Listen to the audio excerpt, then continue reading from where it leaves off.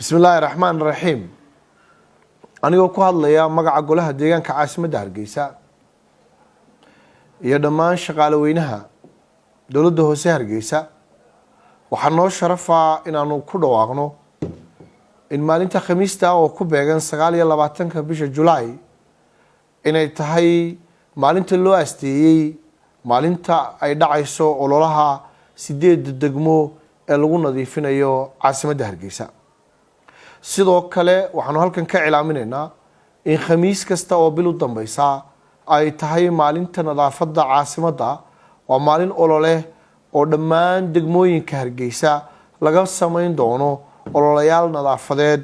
oo kor loogu qaadayo bilicda sida laajligeed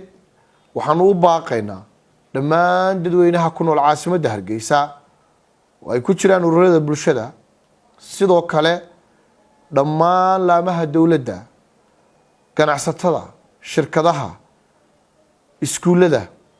iyo warshadaha soo saara biyaha dhammaantood waxaan ugu baaqaynaa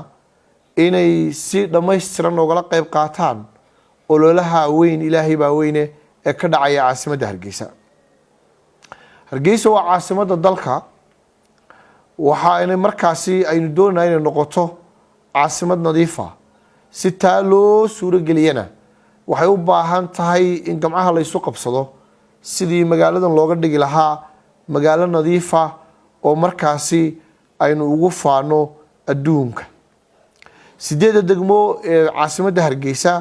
oo lahani ka dhacayo degmo waliba waxay isu abaabulaysaa si madax bannaan waxay kaashanaysaa dadweynaha degmada ku nool waana tartan dhex mari doona oo degmooyinku ay ku tartamayaan in ay sidii ay ololaha uga qayb qaateen gobolku markuu maalinta dhacana waxaynu eegi doonaa oo qiimeyn doonaa degmo waliba sidii ololaha ay uga qayb qaadatay iyo sidii degmadeeda ay uga dhigtay degmo nadiif ah qof walba oo muwaadin oo Hargeysa ku nool waxaan ugu baaqaynaa in uu ka qayb qaato ololaha ka dhacaya degmadiisa qofka ugu yar ee gacan geysan kara wuxuu ku qaybi karaa gurigiisa hortiisa waxaanu ka dhigi karaa gurigiisa hortiisa meel nadiif ah oo aanu qashin oolin qof kasta oo go'aansada inuu ololahan ka qayb qaato waxaanu ka codsanaynaa inuu soo qaato wax alle yaala wixii agab uu heli karayo haday tahay afsaab ama gamca xidhasho haday tahay faraley haday tahay majarafad iyo wax alle yaala wixii la halmaala ee uu isleeyahay maalinta hawsha la qabanayo way ka saacidayaan waayo qalabkii hore ee aynu ku galay ololayaashii hore inkastoo farabadnaa haddana dadkii soo baxay uu wada gaari kari waayay sida laajligeed saan taa uga sii gaashaamano qof kasta oo dhaqaale u haysta ama awood u leh waxaan ka codsanayaa in aad agab wixii aad helaysaa aad soo qaadato waxa aan kula hadlayaa anigoo ah maayarkii caasimadaada oo jecel markaasi inay magaaladaadu noqoto magaalo nadiif ah oo aaminsan inaanay magaalada nadiif noqonayn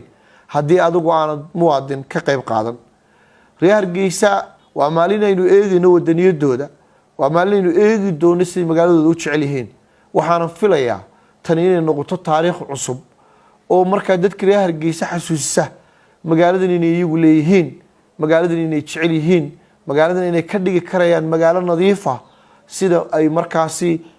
magaalooyinka kale ee caasimadaha ah ay ula jaan qaado waxaan rajaynayaa maalinta khamiista ah inaynu dhammaanteen madax shacab iyo qof kasta xitaa ajaanibka inala jooga ayaan u baaqayaa inay doorkooda ka qaataan waxay noqon doonaa qaar tacabka iyo dadaalka ay bilaabaan 6 subaxnimo ee maalinta khamiista qiimeeya markuu gobolku sii dhacayo insha Allahu ta'ala saynu guusha uga soo hooni dooxa Hargeysa ayaynu degmo walba iyo goob kasta oo ku taala magaalada Hargeysa قول وجكين دونا والسلام عليكم ورحمة الله وبركاته.